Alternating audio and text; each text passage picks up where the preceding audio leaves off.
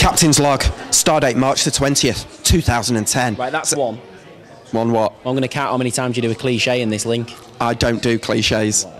Anyway, get ready to set your phases to stun, because I'm absolutely over the moon that I'm about to boldly go where no Channel M presenter has been before, because I'm here at the Manchester Metropolitan University for the mini Star Trek convention. Right, come on, let's just go and have a look.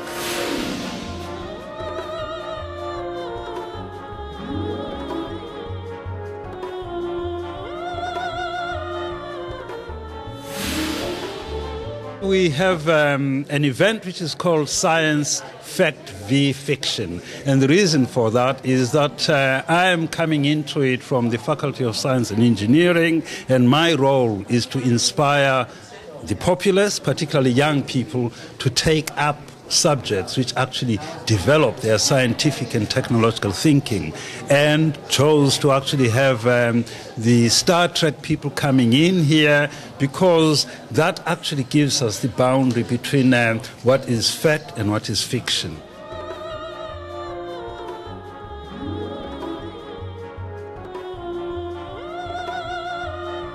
Well, the main reason behind this convention, it began because we were contacted by the Metropolitan University of Manchester. And because it's Science Week this week, they're doing a lot to do with science of the past, science of the present. They want to do something with science of the future. And of course, the influence that Star Trek has had on modern day science is great, greater than people really believe. A 40-year-old series. I mean, the great example is the Communicator. You know, the old flip open one from the old 60s series. You can't deny, kind of gave birth to the mobile phone. And can you imagine that people in the 60s would imagine that virtually everybody in the whole world now carries a communicator with them all the time? So it's those kind of things. Plus, I'd very much like to think, and I'm sure I'm right, that somewhere in the world there is a scientist trying to figure out how to transport instantly from one point to another.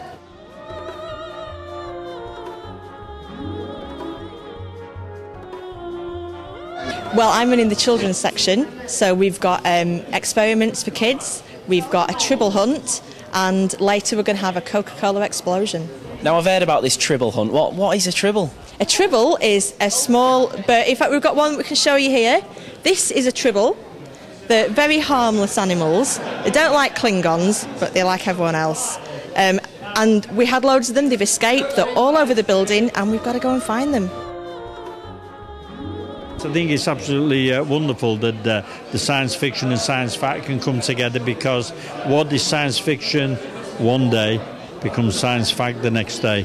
I think the future of man depends on the knowledge we gain of the environment we live in and where the next environment is likely to be. So the sooner we can get more people in at the science level, because they are the saviour of the future of mankind.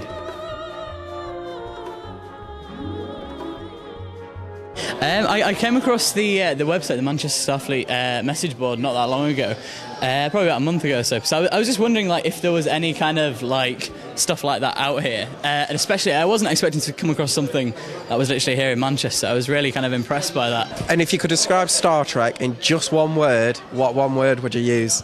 Awesome. I've had an absolutely fantastic time, and I think I'm a fully fledged Trekkie now, but I'm ready to go home. Home it is. Beam me up, Scotty.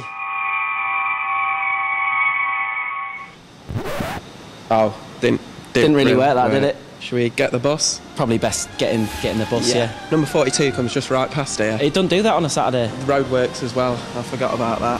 Pull that push. Push that. That's it, yeah. Can't believe you're going on the bus dressed like that.